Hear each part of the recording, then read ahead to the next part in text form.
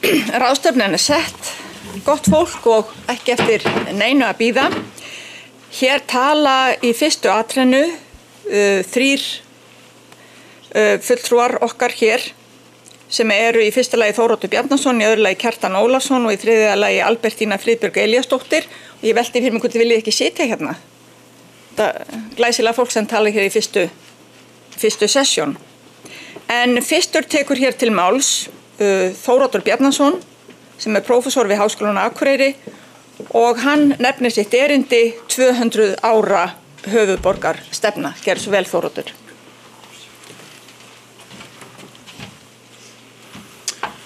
Jú, góði gestir.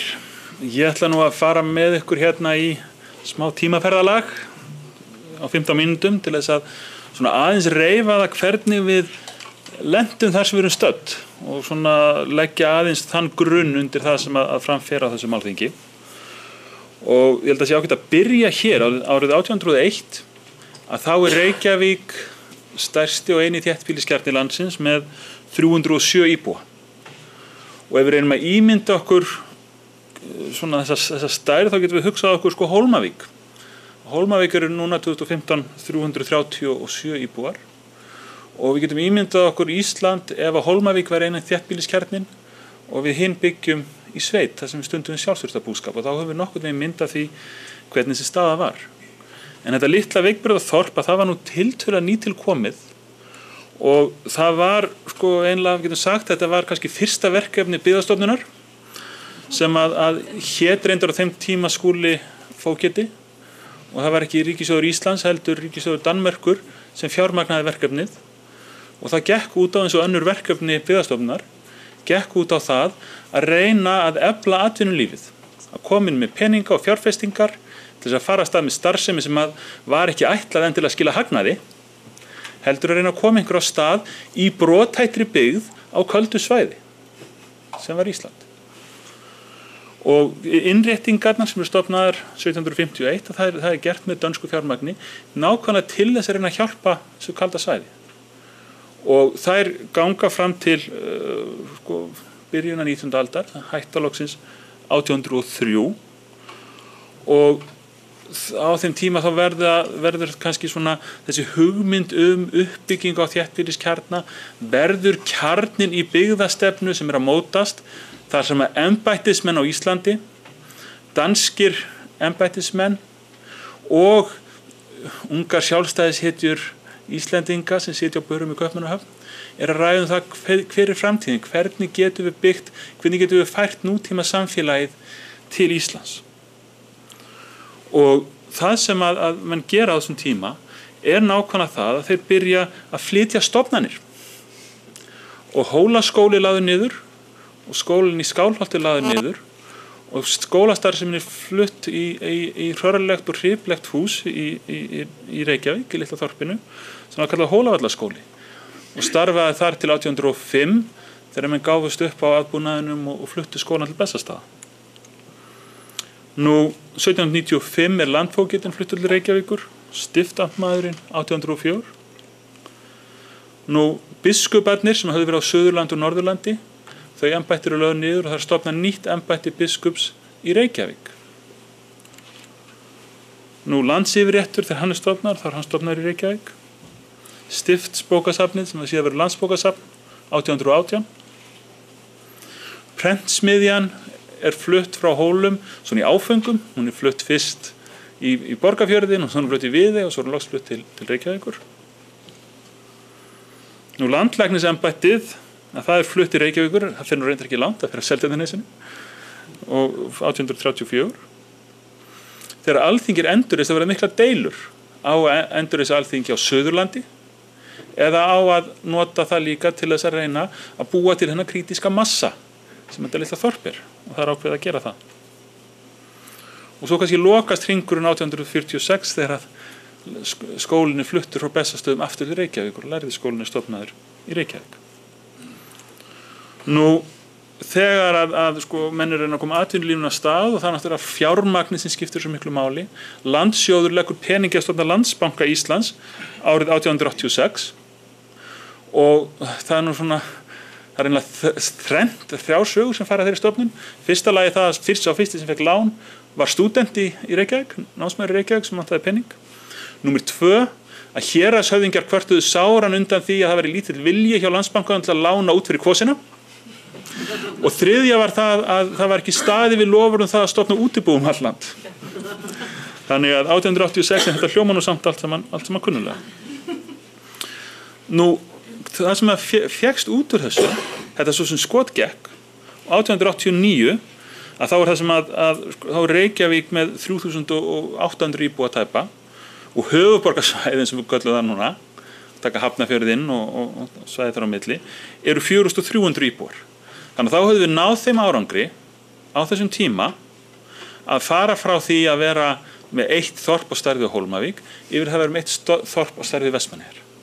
Og það var náttúrulega bara alveg gríðarlegur árangur af þessari stefnu að byggja upp þéttbýliskjarna. Og eftir það hefur höfuðborgarsvæðið vaxið en ekki á kostnað einhverjar landsbyggðar í eintölu. Það sem við sjáum þessari mynd hér, við sjáum að það fækkar alltaf í strjálbýlinu. Að græna svæði sýnir okkur strjálbýlið. Nú bleika svæði sýnir okkur vöxt höfuðborgarsvæðisins og þar á milli höfum við annað þéttbýli. Og þið sjáu það að annað þéttbýli, það er í stöðugum vexti alla tíð. Og það fylgir, og þetta er ekki andstæður. Það að sé verið að byggja Reykjavík og höfuðborgarsvæðið þýðir það að það verði ýtt undir uppbyggingu á öðrum þéttbýliskjörnum.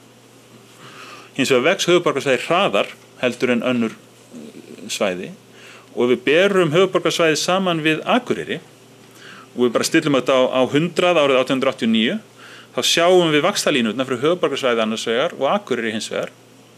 Og þið sjáu það að höfuðborgarsvæðið og Akureyri vaksa bara nákvæmlega hratt fram að seinna stríði. Og eftir seinni heimsstyrjöld og þá skilur á milli og eftir það hefur vaxtakúrfan verið hraðari á höfuðborgarsvæðinu heldur en á Akureyri. En Akureyri hefur hins vegar vaxið jafnt og þétt alla tíð frá 1889.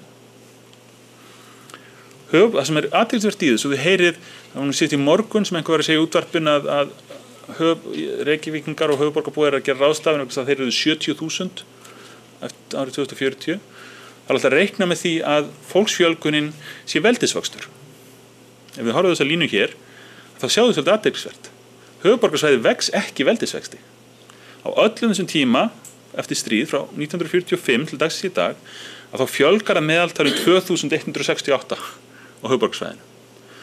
Og það sveiflast lítið, þið sjáu að það verður aðeins niður fyrir í lok 8. áratugarins þegar að er mikil ákveðnar hreyfingar milli höfuðborgar og landsbyggða og svo sjáu þið þarna að það verður aðeins upp fyrir í bólunni. En almennt séð að þá er þessi vöxtur bara línulegur. Og ef við tökum Akureyri þá sjáum við að vöxtur Akureyri líka línulegur. Eftir seinni heimsstyrjöld að þá verður að meðaltali fjölga 164 á Akureyri.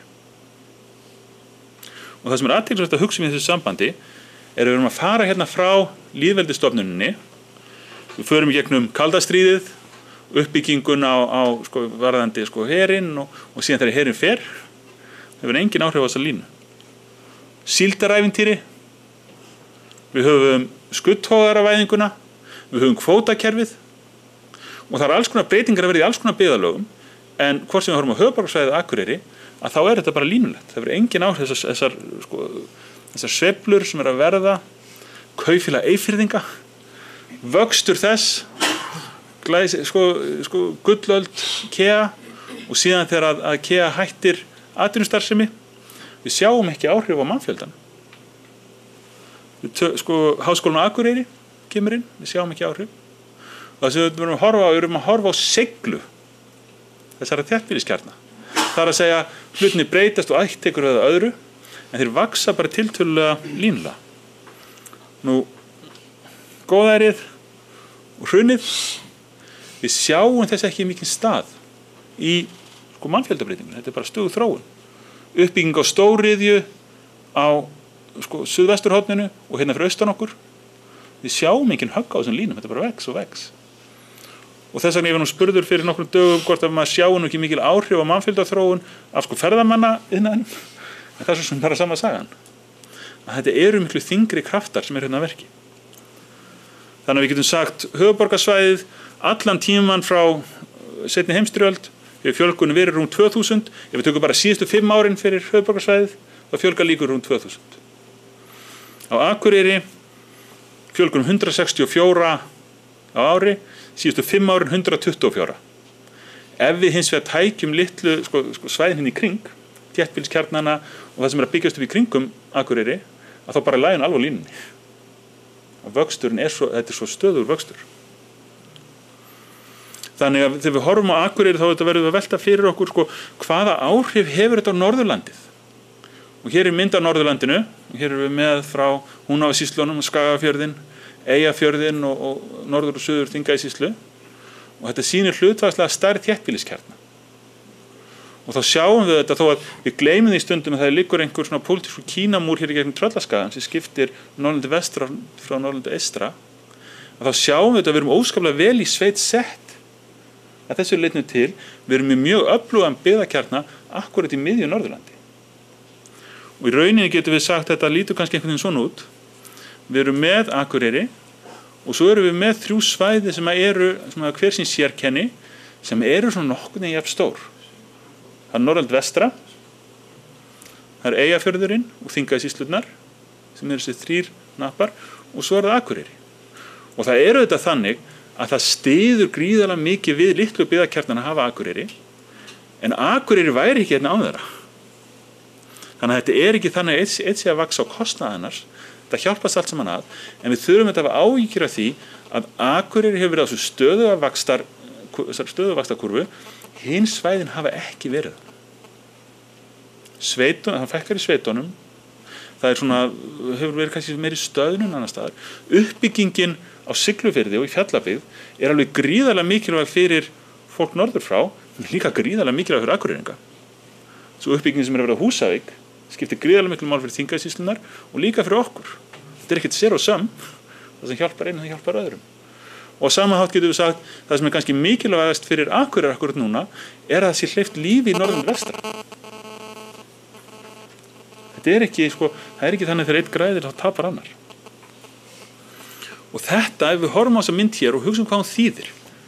Hérna er Norðurlandið 1. janúar síðastliðinn og eins og þið sjáuð að þá vantar 12 manns upp á að helmingur allra íbúa á Norðurlandi búa á Akureyri. Og það gerðist bara núna í sumar að Akureyri er orðin meirinn helmingur en öllu Norðurlandinu. Og ég held að við þurfum að taka það mjög alvarlega og þurfum að velta fyrir hvað það þýðir. Við höfum auðvitað hort upp á alla þann óróa sem hefur í kringum vöxt höfuðborgarsvæði sem gagnvart öðrum landshlutum. Ég held að við þurfum að taka mjög alvarlega hvort sem við búum á Akureyri eða utan Akureyrar, hvernig sjáum við fyrir okkur þessi samskipti. Vegna þess að við höfum sameiginlega hagsmuni og það er helmingur íbúanna búi á Akureyri, kallast á það sem rektor sagði hér áðan að helmingur mannkyns byggi þéttbýli.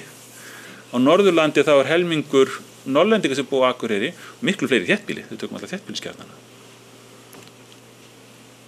Þannig að ég held að við þurfum kannski að velta aðeins fyrir okkur eins og með flugvallarumræðinu til dæmis. Við höfum svolítið verið föst í þessari hugmynd að Reykjavík sé þjónustukjarni fyrir landið allt. Og það skipti öllu máli að allir landsmenn komist niður á Austurvöll á klukkutíma. Hvort sem þeir fara keyrandi eða fljúgandi. Þannig að Vestmannaeyingar og Ísfirðingar og fólk af Héraði og fólk hérna norðan, allir komist á þessum tíma til Reykjavíkur. Og við einhvern veginn horfum fram hjá þeim breytingunum sem hafa orðið. Og við horfum fram hjá þeim möguleikum sem skapast með mannfjölgun, með stærri þéttbýliskjörnum, meiri tækni, betri menntun og sterkari efnahag. Og við þurfum að velta fyrir okkur, ættum við kannski að vera að fókusera miklu betur á það hvernig tengjum við allt þetta svæði saman. Og það hefur verið að gera með samgöngubótum og Héðinsfjarðargöngin skipta gríðarlega miklu máli í þessu sambandi og það gera Vaðlaheiðargöngin líka. Og þegar menn hafa verið að rífast um það hvort að hvaða hlutfall bíla muni fara Vaðlaheiðargöngin og hver muni fara Víkurskarðið, að þá einhvern veginn gleymum við því að stóra málið er það að vera að tengja hérna saman eitt svæði. Og það er til þess að styrkja Þingeyjarsýslurnar, til þess að styrkja Akureyri og til þess að styrkja þar með Eyjafjörðinn og Norðurland vestra. Þetta hangir allt saman og menn gleyma svolítið stóru myndinni. Og svo náttúrulega verður að velta fyrir okkur að við getum öll verið stolt af Reykjavík. Þessi höfuðborgarstefna, hún tók stórkostlega og við eigum 200.000 manna litla borg og það er frábært. Hins vegar náttúrulega heimurinn svolítið stærri heldur en það og spurningin svo, skiptir það okkur ekki, jafnvel í nútímanum meira máli hvernig við tengjumst heiminum, hvernig við tengjumst heiminum. Heldur nákvæmlega það hvernig við tengjumst þessum þéttbýliskjarna sem var svo gríðarlega nauðsynlegur þegar maður byggður upp og við eigum það að þakka hvar við erum núna. Og það að þessi tími höfuðborgarstefnunar sé svona við það líðundir lok þýðir ekki við um vanþakkana, en það þýðir það að við þurfum að hugsa hvað við ætlum að gera næst. Og þarna held ég að sé svona spurning með Norðurland, við erum með Norðurland-vestra og Norðurland-eystra, en svo erum við líka með Norður-Þingeyjarsýsluna og Suður-Þingeyjarsýsluna og við erum með Eyjafjörðinn og við erum með Skagafjörðinn og við erum Húnasýslunar, að við erum með svona Norðurlönd. Og hvort það sé ekki bara tímabært að halda svona Norðurlandaþing. Það sem við bara setjumst niður og ræðum það, hvernig viljum við gera? Hvað ætlum við að gera næst? Takk fyrir.